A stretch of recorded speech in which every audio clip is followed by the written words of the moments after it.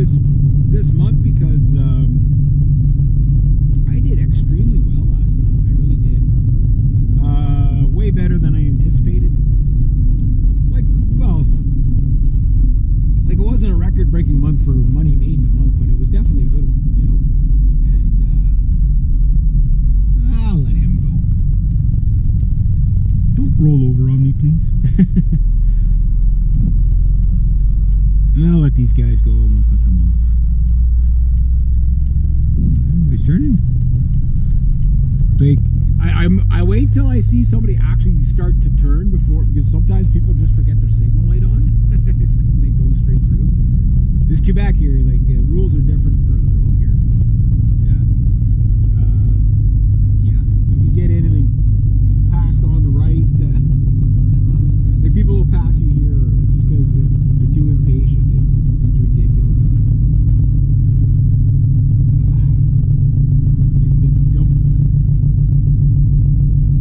But anyway, yeah, so yeah, my goal for June was to put $600 on the card,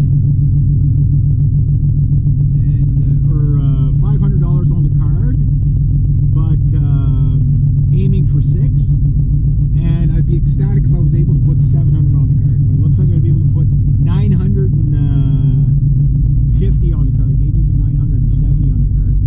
So like June will be the big pay down month, and then from say this month on I gotta sort of behave with that, because that's right where I was gonna turn. Riley, Mr. Riley. I figured he'd be up home, down in town already. I think he misses being up home. But anyhow, yeah, it's like I'm way ahead, so I'm like, what I'm gonna do is I'm gonna use.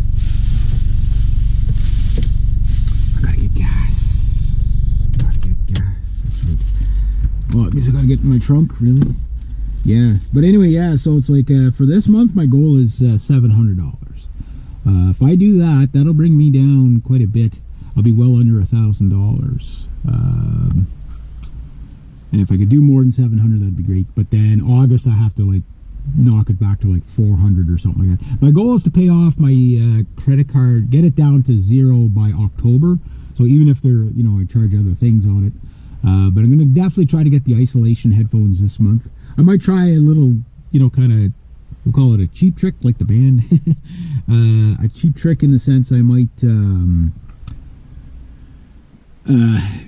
and I've tried it already, is just go buy some earbud headphones and put those underneath my my regular hearing protecting headphones, and you know, till maybe a little bit later and get some really good isolation, because the isolation headphones I'm looking at, like I want something that, you know, like is good for recording playback, so you get as close, you know, as representation. Most people say never record with headphones, because headphones usually don't have a flat speaker response where you get a, you know, the most accurate representation of what, you know, somehow they all have like a bass boost to them or whatever, like, you know, so it's like, okay, you got a bass boost or whatever, but if you got headphones that are neutral sounding and you're actually getting a real, okay, this is exactly what you recorded, then you get a better idea of what it's going to come out like, you know, because like you got a bass boost and you start taking away all the bass, and then you go play it on, you know, the phone or something, it just sounds like it sounds really tinny and thin. So there's stuff like that. It's better than nothing, but you know, those headphones are gonna be about $200 to $300. Like I'm doing that research there now for my isolation headphones, but I need them if I want to record along with my track, because the problem with the if I either want to record with the click, the drums to the click, or along with the guitar track, that's, you know, recorded along with the click, which I think would be way easier for me, and I'd be more creative as a drummer that way. I need something that can, you know, drown out the drums, right? Regular headphones just won't do it. The drums are too loud. Drums are like 103 decibels or something like that. So, yeah, so I want to get, my goal for the end of this month was to have 2 really good quality videos done, be in the studio by now, but I don't think that's going to happen for a while yet. It will happen, but yeah, not for a while yet.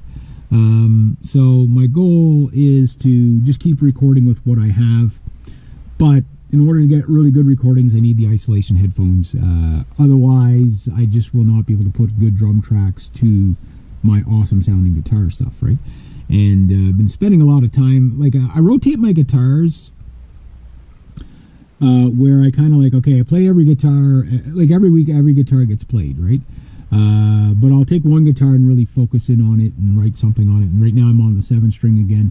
The two Mark Holcomb guitars, I bounce back and forth between those and the Flying V's probably the most right now. The SGs, well, I mean, I've been playing the SGs for,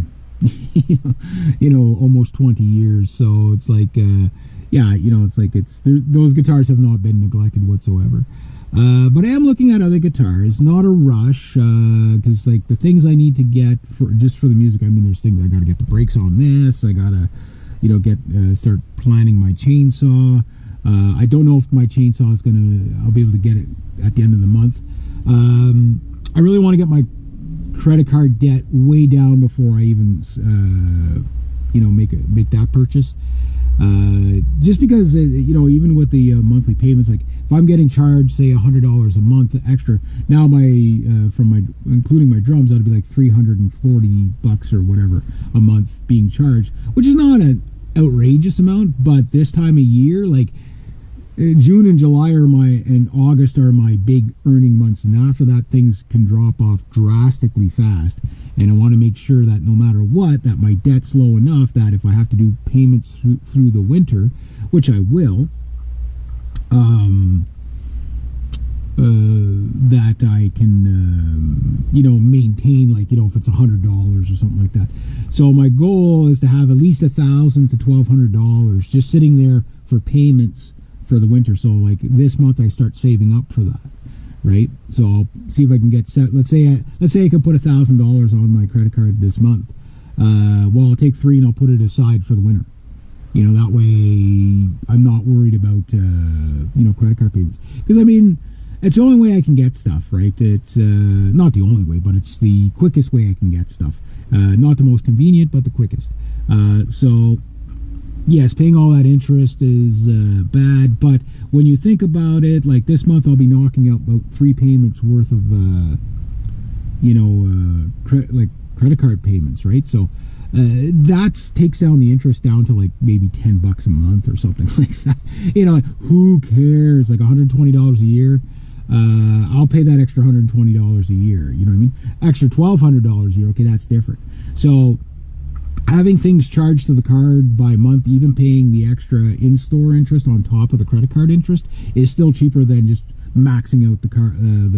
Like if I get a guitar that's like $1,500 or $2,000 or something like that. I know some people that might be ridiculous, but to a musician it's not. When you put that on the card, you're starting off at $2,000. The interest rate on $2,000. Right. Whereas if it's okay, I'll put $500 down or $200 down, whatever the minimum. Usually it's 20% you got to put down. So say $400 goes on to the credit card.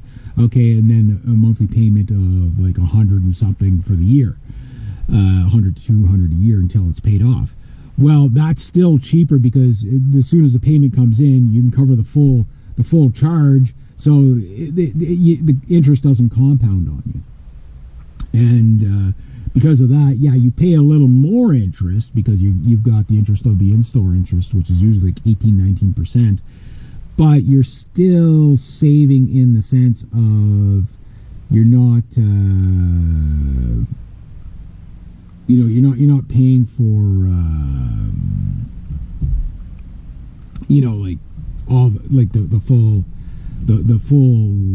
amount. You know what I mean? So that there is it's a better strategy for me. It means my monthly payments are actually quite low, and low monthly payments versus high monthly payments with high interest. The higher your payment, the more interest you're paying on it, right? So if you can keep your